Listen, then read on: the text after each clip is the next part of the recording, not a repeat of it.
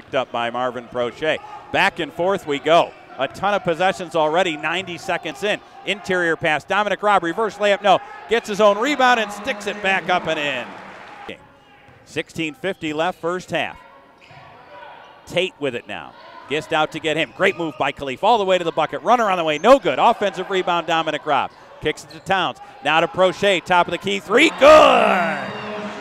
Back-to-back buckets by Iona has given them check that, a 10-0 run. Made it 22-13. Greg King will slam that one through as Niagara Eagles, but right to Ricky McGill, and Iona looking to run. Gist layup, blocked away by Greg King to Prochet. Back comes Niagara. Whip pass in the corner. Leaf open, a three on the way. That one is good. You talk up the floor to a true freshman, Marcus Hammond. Hammond, crossover dribble, jump pass, back to Solomon. His three on the way. That one is good. Right in front of the Iona bench, stolen away by Prochet.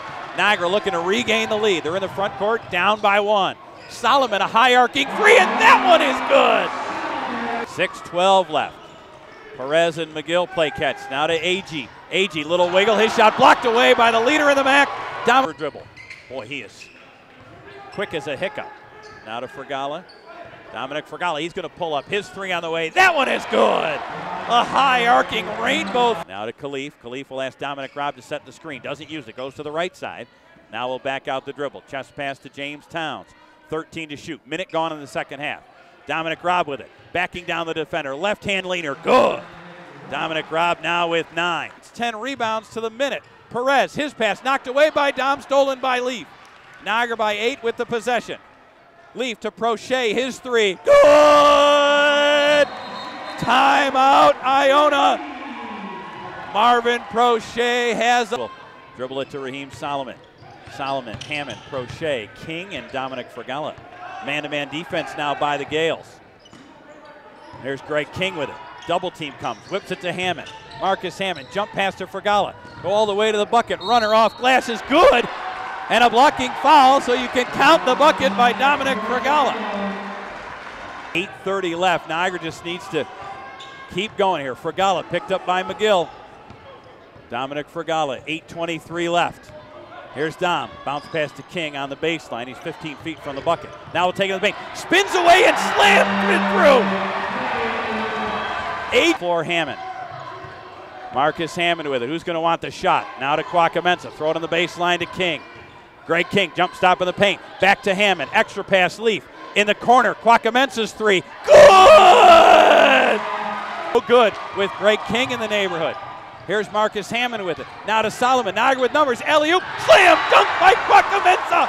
Crawford floater, rimmed out. Tapped up and in by Prochet on the weak side. What a second half by Marv Prochet. That's a huge bucket. Bounce to the bucket. Shot on the way, no good. Fouled up by Solomon, and it's good. Raheem Solomon, his first field goal here in the second half. At 110. Bounce pass. Robb, a 16-footer. Swish! Dominic Robb from the baseline. He's got 13. Niagara's lead is 8. 1 minute left. Goes the horn, and this one is over. The Purple Eagles defeat Iona 95-90. Niagara now 1-2. Iona falls to 2-1. And what a night here inside the Gallagher Center. A couple things. First, I thought it was a really entertaining game. I mean, 95-90 is a great score. Really proud of our guys, how tough we stayed against a very good team that really keeps coming at you. I thought on the flip side of that, we really kept coming at them.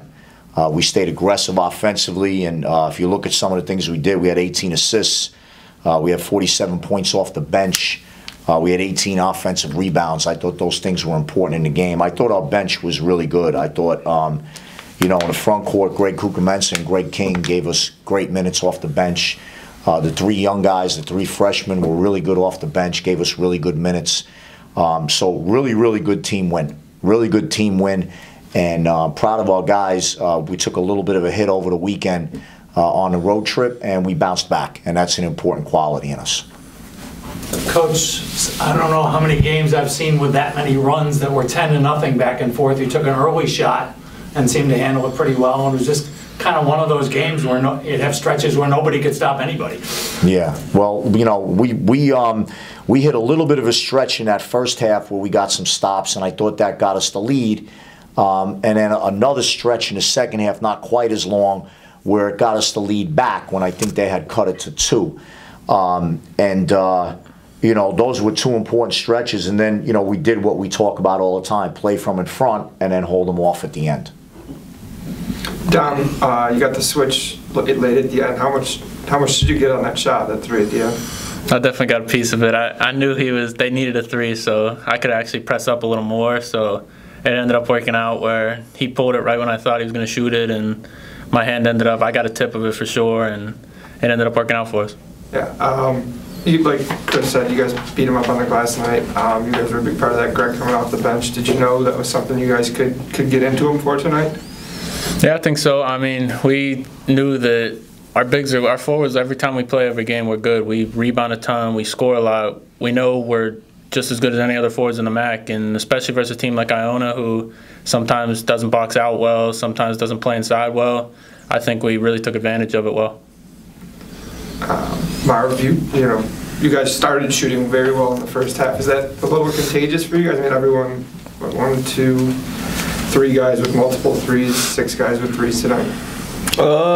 Coach emphasized everybody put in extra work, and guys stayed in the gym. And when we in practice, guys kept at it. Nobody dropped their head. They just kept on working. And me being a captain, every time I see somebody drop their head or in practice, I just tell them keep shooting it, stay confident, because I think that every shot they take is going to drop, because I see them make threes all the time.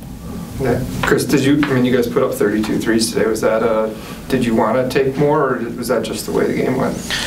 Well, I don't think with the way the game was going up and down like that, I don't think it was an inordinate amount of threes. Like if you look, basically we took 77 shots, which is a lot of shots. So if you whack that out percentage-wise, it's kind of the normal amount of threes we take based on how many field goal attempts we get.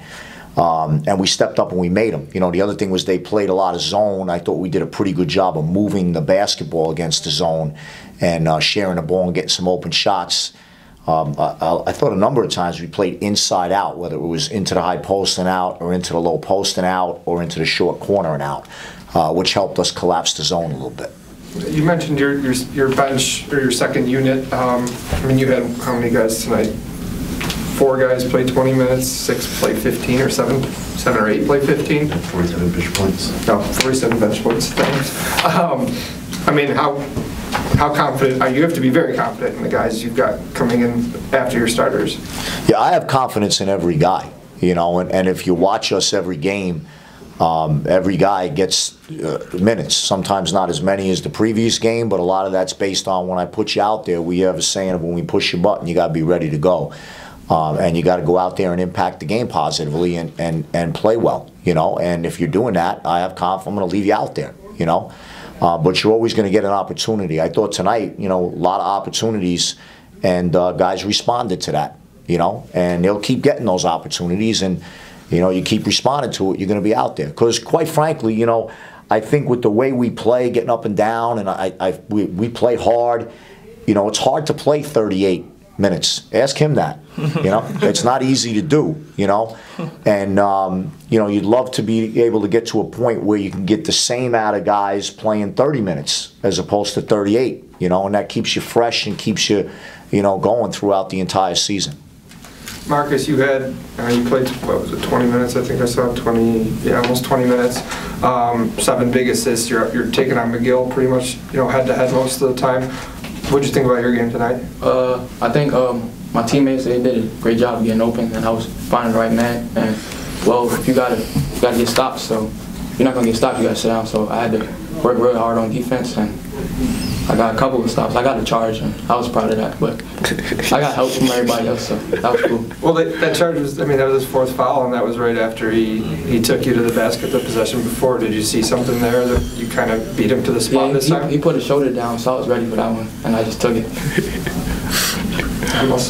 Chris, it would seem like it's hard to get a handle on the conference with the preseason. Everybody's playing different schedules and lots of road games or whatever, and it almost feels like a feeling out process where everyone's kind of rating each other. So in that sense, beating an Iona team that obviously has a pretty good reputation for success, that's got to help you feel good going forward from here.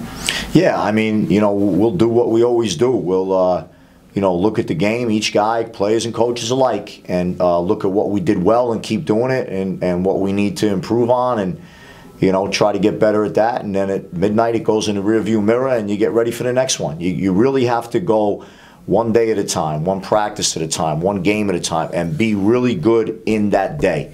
And that's what you got to pay attention to. And our goal is to do that and be playing our best basketball when we hit, those last 4, 5, 6 games in February. What's it mean to have a guy like Marvin who's just been extremely consistent tonight, 20 and 10, and night after night he just produces? I mean, any coach would want that. I mean, he's, but it's more so, and all our seniors are like this, and they all are seniors. Dom is here, and Greg and Chris are not, but they've all shown leadership this year, by example and by opening their mouth, and Marv, I mean, his numbers are terrific, and he'll keep putting up good numbers, but more so it's his attitude, and Dom's attitude, and what they come with every day. That has a more lasting and significant impact than the actual numbers do.